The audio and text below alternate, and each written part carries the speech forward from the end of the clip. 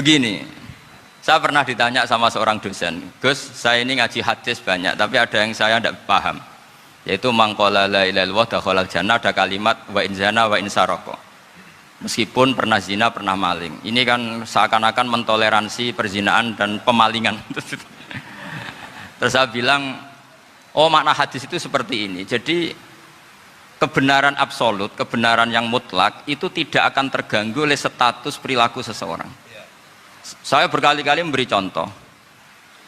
Orang yang ditangkap KPK akan bilang 1 tambah 1 2. KPK-nya juga bilang 2. Rivalitas dalam politik, Pak Prabowo ya bilang 2, Pak Jokowi juga bilang 2. Orang yang zaniyah, yang lonte pun akan bilang 2. Muftinya juga bilang 2. Ketua MUI-nya juga bilang 2. Artinya gini, kebenaran yang absolut adalah kebenaran yang siapapun akan meyakini seperti itu. Seperti 1 ditambah 1 2. Kamu punya musuh bilang 2.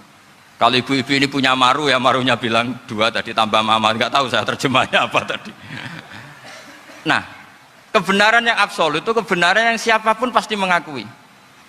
Dan uniknya begini, saya pernah ngaji acara himmah, acara pondok sarang di Demak. Kalau kamu bilang 1 ditambah 1 menjadi 2, untuk mengatakan 2 itu kamu butuh hadiah enggak? Mereka semua jawab enggak. Kita semua juga saja mengatakan tembok itu putih. Kenapa? Karena memang putih. Kita mengatakan 1 tambah 1 2 karena memang kita tanpa presentasi dapat hadiah, dapat penghormatan. Kenapa untuk mengatakan Allah itu Tuhan kita butuh surga? Memangnya kalau tidak ada surga Allah tidak jadi Tuhan? Ini problem orang soleh-soleh yang terlalu pesimis. Makanya nanti orang-orang soleh itu masuk surganya berat. Tapi kalau orang alim lebih gampang kira-kira seperti itu. Iya, karena kan imannya lebih bagus. Dalam hadis qudsi Allah ini yang dibuli orang-orang soleh. Laulam akhluk jannatan wala naron alam akun ahlan an uto'ah, dalam hadis qudsi itu. Kalau saja saya tidak menciptakan surga dan neraka, apa saya tidak jadi Tuhan yang perlu ditaati? Apa kalau kamu tidak saya kasih uang 1 juta terus bilang 1 tambah 1 11? Enggak kan? Tetap bilang berapa? 2. Kalau kebenaran absolut yang 1 tambah 1 kamu bilang 2 meskipun tanpa mendapat hadiah. Kenapa untuk bilang Allah Tuhan kamu butuh hadiah surga? Itu kan serah ikhlas belas. Makanya saya terus mengajarkan ikhlas. Ikhlas itu bisa dilatih dengan akal, dengan pikiran, bil ilmi lah. Harus dilatih. Nah di sini ini momen atau makna yang mestinya harus difahami wa inzana, bahwa kalimat ini sah meskipun dilafadzkan seorang yang pernah zina. Sama seperti 1 tambah 1 2 sah, diucapkan siapa saja sah. Dan siapapun akan mengucapkan itu secara ikhlas. Ini penting saya utarakan. Sehingga setelah ada firqah-firqah takfiri yang mengatakan orang megang keris itu syirik, ke kuburan syirik, ini syirik. Itu salah besar. Salahnya adalah tadi kalimat-kalimat atau kebenaran-kebenaran absolut ini sudah jadi sibghatullah man ahsanu minallahi sibghah. Kalimat ini begitu absolut di hatinya orang mukmin. Sehingga ketika terganggu oleh hal-hal yang adat istiadat kayak pegang keris, kayak apa, ini tidak mengganggu. Tetap kualitas iman ini di atas keyakinan adat membawa apa keris. Kalau orang membawa keris menjadi syirik karena percaya sama makhluk. Orang misalnya kejawen kalau nggak bawa keris nggak nyaman. Orang kota itu kalau nggak bawa ATM juga nggak nyaman. Itu tidak dihukumi syirik. Kamu pergi lupa bawa HP nyaman enggak? Enggak, kenapa tidak dihukumi syirik?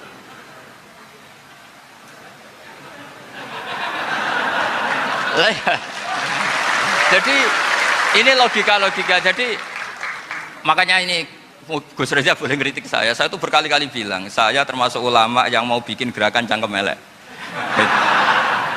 Karena nanti kalau saya nisbatkan ke Rasulullah itu tidak pantas, karena Nabi ahsanan nasi khalqaw wa khuluqa. Tapi saya siap jadi bempernya Rasulullah sallallahu alaihi wasallam. Waswa, mulane Mbah Turaihan niku gawe kalender iku yo bingung nak darani kematian Isa, keyakinane niku Isa diangkat ning langit. Sing dipateni niku Sibu Isa. Mulane mangkrono kematian Siba Isa, mergo nek Isa ora. Mula nate ditakoki wong tukang ahli kalender. Iki piye Gus, aku nak muni kematian Isa, keyakinanku iku Isa gak mati diangkat ning langit. Ya tulis hari kematian Isa terus dalam kurung katanya. Mergo dekne bingung. Nek ora ana katane ra keyakinane padha karo mek napa? Kristen. Gus, aku ora murtad. Lah ya tulis ae kematian Yesus Kristus dalam kurung katanya. Nah, nak ning kalender kudus kan sibeh Isa ditambahin apa? Sibeh. Sebenarnya saya gue zaman aneh. Nah, Islam di kelebihan la nufarriqu baina ahadin birrusul. Kabeh rasul takoni Isa yo nabi, Musa yo nabi, Nabi Muhammad yo napa? Nabi, Nabi Sulaiman yo nabi. Lah wong Yahudi nganggep Sulaiman gak nabi. King Solomon perkarane wong kok bojone akeh, kekuasaane akeh, berarti ra nabi mok napa? Raja. Mulane pas Nabi Muhammad nyebut Sulaiman minal anbiya, wong Yahudi seneng delok Muhammad iki. Wong kok gobloke ngono. Sulaiman kok dianggap nabi. Sulaiman iku mau raja. Quran turun wattaba'u matatlu syayatinu ala mulki Sulaiman wa ma kafara Sulaiman walakinnas syayatina kafaru yu'allimunan nasas sikhra. Terus wa ma unsila alal malakaini bi babila haruta. Kok wong Yahudi ku ya ana gobloke. Nabi Sulaiman itu nabi sing iso naklukno jin mbek angin. Setan pinter. Pas Sulaiman ape mati, dekne ngarang buku disisipno ning gone ngisor singgasanane Sulaiman. Ben macem. Walhasil bareng Sulaiman wis kapundhut, setan menggembuskan isu Sulaiman canggih ngene iku mergo duwe primbon. Paham ya duwe napa primbon. Wong berebut primbone Firaun delalah ning ngisor singgasanane ana primbon. Bareng diwaca dadi jimat. Mulane ana aliran sing musyrikno apa jimat itu aja gedhingi teman-teman paham iki ana asal usule tapi cara kula boyo aja muni musyrik muni nganggur ta apa ora ya kena to wong mati nabi kok barani napa musyrik muni wong nganggur ora ya kena walhasil terus disokno nang ngono Sulaiman ora nabi klenik walhasil terus dadi fahami mereka mulane Kanjeng Nabi ketika nyebut Sulaiman disalahno wong napa ya terus Allah bela Nabi Sulaiman wa ma kafara Sulaiman walakinnas syayatina kafaru yu'allimuna an-nasa sihir. Mergo primbon sihir sing aran ra Sulaiman tapi paham gitu. Dadi kudu roh sejarah ngoten-ngoten iku. Lah cara kula jimat kuwi aja hukumi sirik ya nganggur ngono wae. Mbok hukumi sirik wong maca syahadat. Wong kafir sing maca la ilaha illallah dadi mukmin kok saiki wong mukmin sing maca la ilaha illallah mbok arani kafir iku ketemu akal piro. Mosok kalimat sing dadekno mukmin yo kalimat yang sama dadekno kafir. Wong jimate wong Islam yo tulisan la ilaha illallah ditekak-tekuk ngono wae terus. Tekak-tekuk kei mori terus dikalungno ngono wae. Nek ke percaya kiai ini regane larang, nek ora percaya ning pasar ya 10.000 kan yo mung ngono tok. Kok terus musyrike kondi. Kula niku kanca tamat sarang, alim iso maca muin. Cerita kula Gus umur saya baca kalimat syahadat ndak ikhlas itu satu di imigrasi Arab Saudi. Dene ku anake Kiai Madura, dadi percaya jimat. Walhasil buat di kiai jimat abae apa iku ana jarik ambek jahe, yo ora roh kok ana jarik ambek jahe hubungane apa, yo ora roh. Wong kula dhewe ra seneng jimat. Bareng tengene Jeddah ning imigrasi niku kena napa sweeping napa kena napa jenenge kontrolan ya kena napa cek. Kena razia guys. Walhasil terus dihukumi syirik. Inna hadzal balad haramu wa la yadkhuluha musyrik. Iki negara suci ora oleh musyrik mlebu. Dene iso maca fatmu ora trimo Islam. KTP iso maca mu luanya lah. Mafia ya apal temu apa to. Wareng jari iku diobong dene kon merkangkang jari diobong panasen dene. Panas ya Allah, ya Allah. Tambah disuwaduk mbek askare. Lho, pangeran mesti Allah to. Kira kacer. Dan ya mestinya mereka ya berpikir wong muni ya Allah iku ya berarti pangerane jauh malah disabdo. Lho, pangeranmu mesti Allah to. Lah kok perkaya jimat. Terus jimat itu tidak mbek askare. Bareng tidak sesuai kompromi. Sedene ngetok nang alime ngomong bahasa Arab. Hasil kompromi. Wes ngene tengah-tengah, kita tetap mlebu Mekah tapi kudu mbok kawiti maca syahadat. Saiki kowe tak Islamno tak asyhadu. Qul asyhadu alla wa asyhadu anna Aku iku syahadat paling ra ikhlas sepanjang hidupku. Lah iya Islam mulai bayi, bapakku kiai, mbahku kiai. Disyahadatno koyo wong lagi masuk napa? Islam. Jadi mergo jare inna hadzal balad baladu wa la yadkhaluha musyrik. Saiki fakul la ilaha akhirnya terpaksa la ilaha illallah. Para guys lepas ke imigrasi bisa jadi. Waktu di sana. Bariku ngamuk keluargane apa bekal dijimat bareng.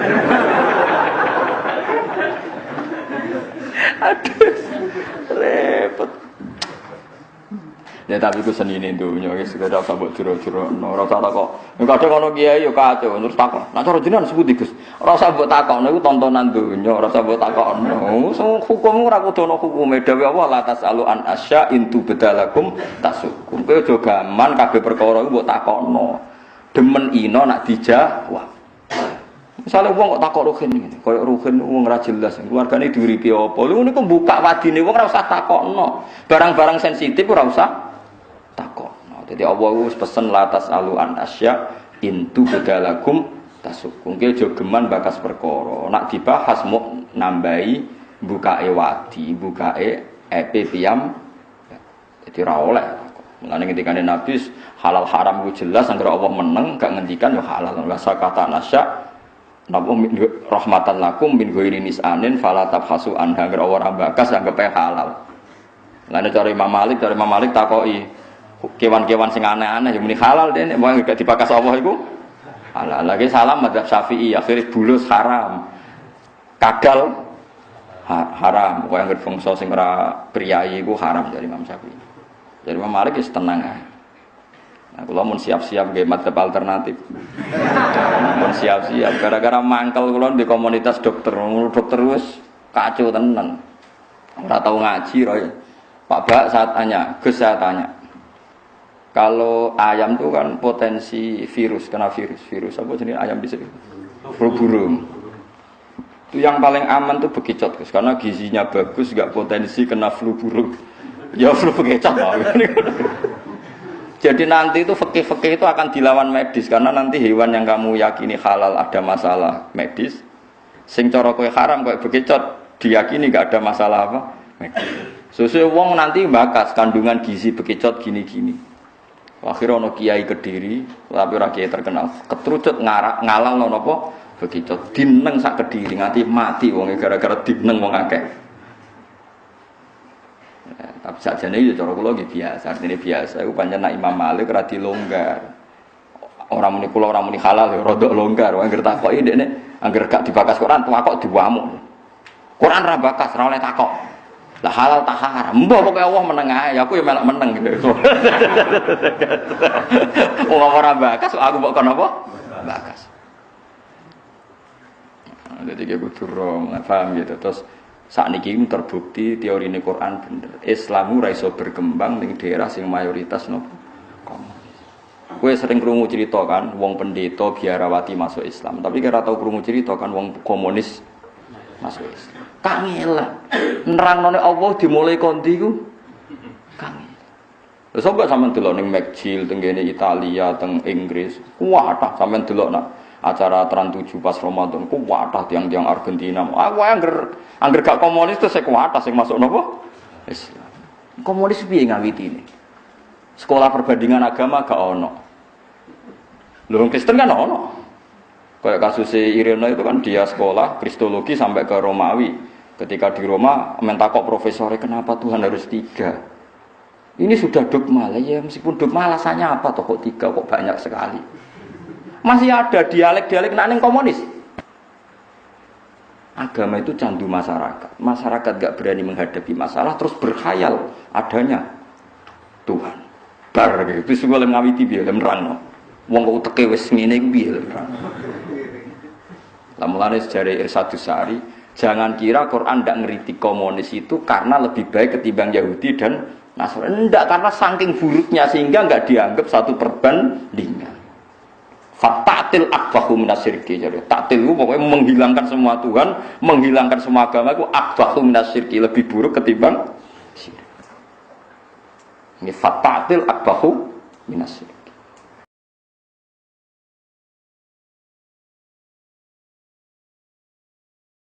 Assalamualaikum warahmatullahi wabarakatuh. Selamat datang di Santri RJ. Narasi golongan Salafi Wahabi atau dengan jubah nama lainnya seperti dakwah sunnah, manhaj Nabi, sering membenturkan antara teks muqaddasah dengan pendapat ulama.